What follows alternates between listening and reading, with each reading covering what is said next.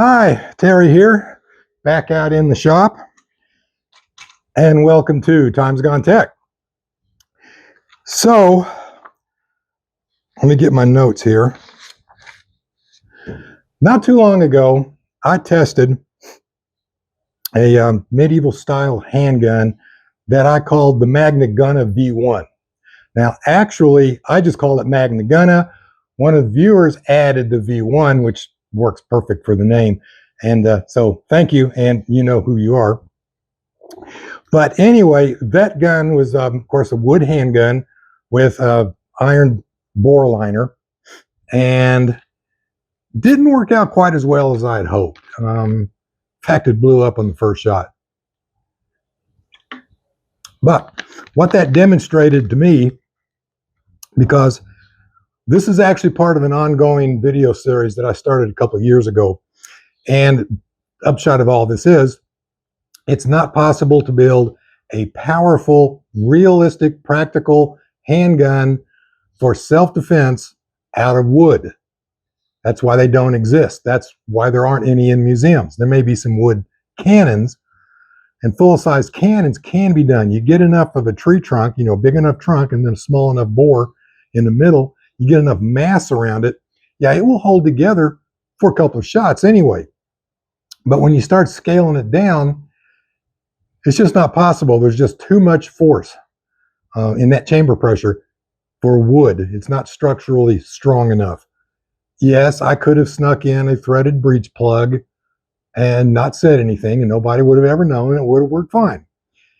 I could also have backed off the powder charge, made the caliber smaller, made a little something that goes pop, blows a little smoke out, maybe punches a hole in a 2-liter soda bottle 5 or 6 feet away, big deal.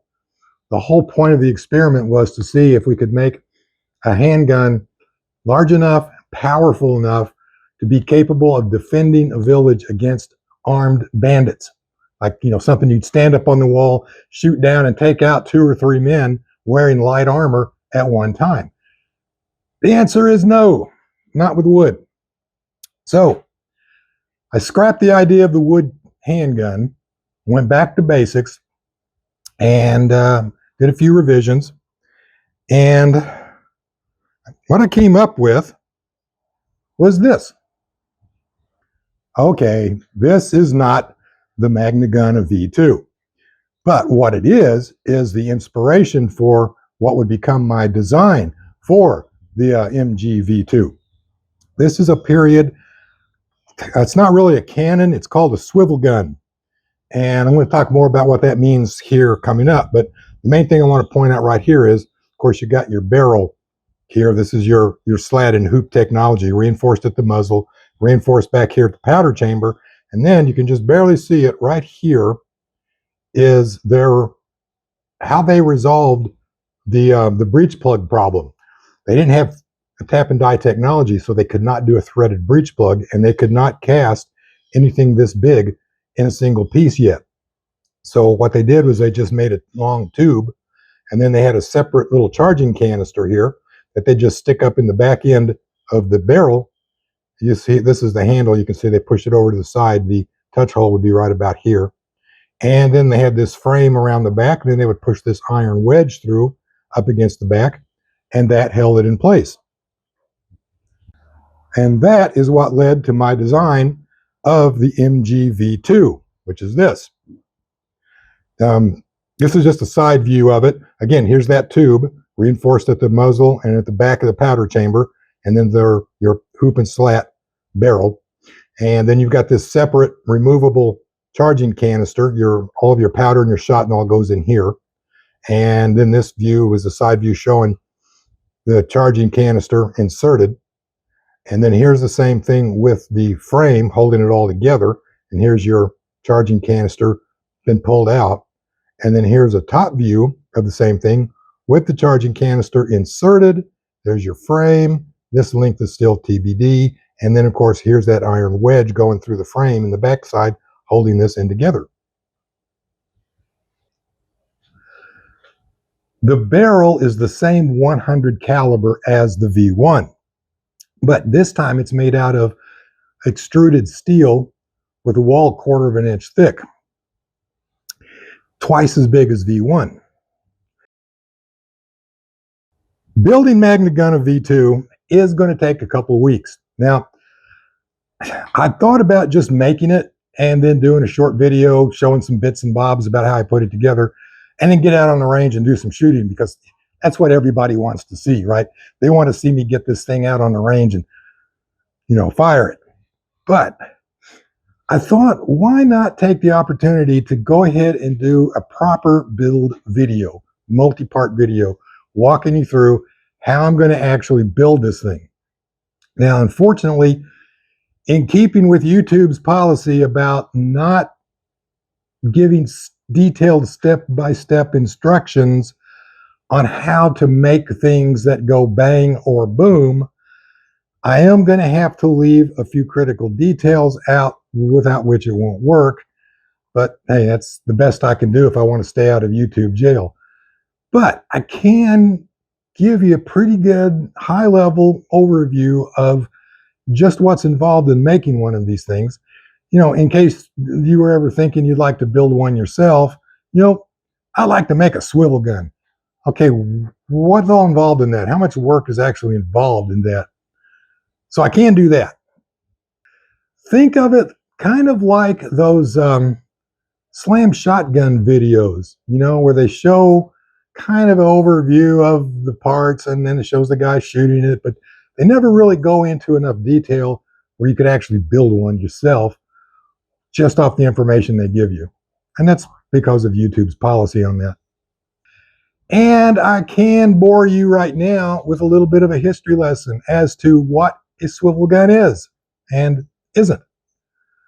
Well, a swivel gun is a gun mounted on a swivel. Okay, so what does that mean? Okay, think of it like a really big shotgun, only a very primitive shotgun. Black powder powered, slow match ignited, doesn't have any working parts to it. Like the Hakenbusche, which is also another part of the inspiration for the MG V2. So think of it like one of those big shotgun, okay, mounted on such a way that it has two axes of motion. It has side by side, and it's got up and down. Now, I don't have the budget to give you a really good animation about how one of these things works. This ain't lock and load, So you're just going to have to make do with this, okay? Until I can get the thing built and show you. It can fire solid lead, iron, stone, balls like a cannon, but more often than not, they were used like a shotgun to fire something like double-aught buckshot. They were used as close-range anti-personnel weapons. They were smaller than a cannon, lighter than a cannon, more portable, more maneuverable than a cannon, but they're also more limited than a cannon, but they were more powerful than a handgun.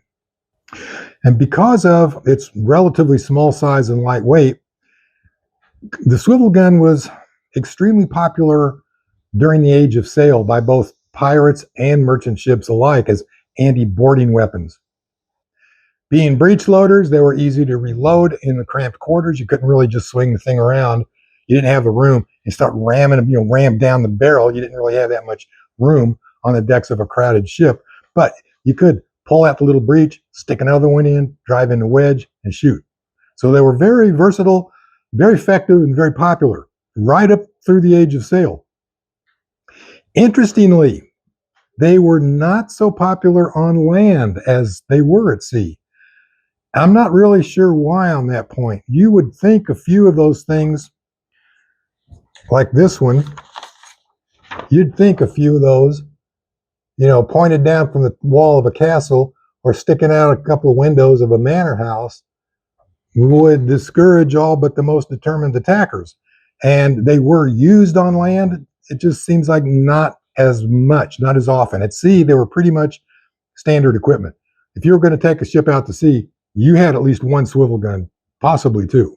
So how did a breech loader work in reality? Well, again, no animation to show you. You're just going to have to wait until I get one built, and I'll give you a demonstration. It all came about as a means of trying to resolve the breech problem, the breech plug problem with handguns all the way up through cannons. And it all started with the way the barrels were made then. Now, my barrel is going to be made a little differently. I'm going to show that to you here in just a minute. But back in the day, they really couldn't cast anything bigger than a small handgun in one piece. They could get up to small cannons, large swivel guns, in bronze, and that was about it. The only people in Europe at the time who had the means and the skills and the tools to be able to cast anything that big in bronze or iron were bell makers. And the bell ain't exactly a cannon. There's some technical difficulties you got to go through that they were still trying to figure out. This whole firearm thing was still brand new technology. We take a lot of that for granted today. We just assume it's common knowledge, but it wasn't back then. They were still figuring this stuff out. And there were only a handful of bell makers in Europe, at the time anyway. So as much as every duke, bishop, and king in the 15th century in England wanted to get as many cannons as they could, casting them really just wasn't a practical option yet at that point in time. It was quicker, less expensive, more practical to have the barrels manufactured similar to the way the Hackenbush is. And what they would do is they would take your local blacksmith and he would shape some thick, heavy iron staves around a wood mandrel. And the mandrel would form the bore later, but they'd wrap them around that. Then they would hammer on red to orange hot iron hoops, spaced down the barrel. When they cool and shrunk, they'd pull in all those staves together. Then they'd pull that wooden mandrel out, and that's what left the bore. Basically, what you ended up with was a tube, an iron tube, open at both ends.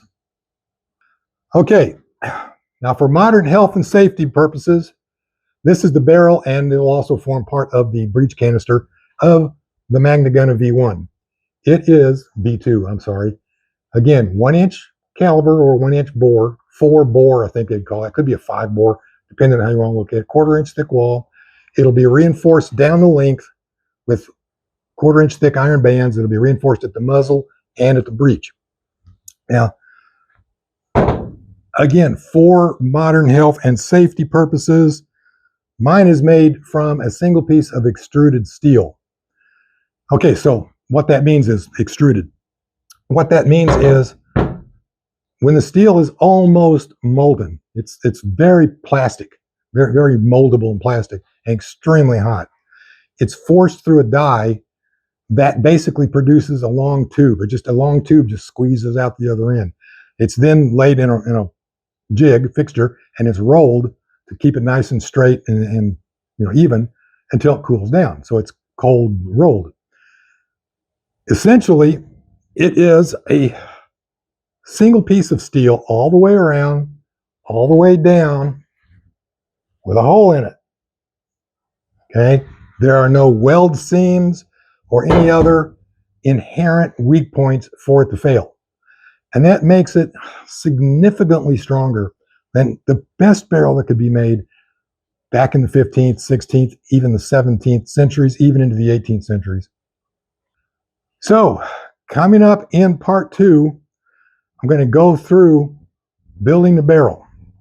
We've got the core of the barrel, the 1-inch core. Then I've got these larger pieces here, which will form barrel bands, reinforcing for, and then here also reinforcing for the muzzle and for the powder chamber. We've got our breech plug here that we're blocking off the barrel.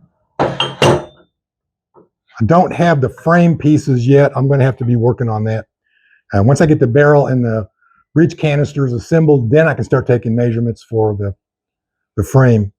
Okay, so that's it. Magna Gonne V2. It will actually look something like this. Well, a little bit. So, see you coming up in part 2. building the barrel.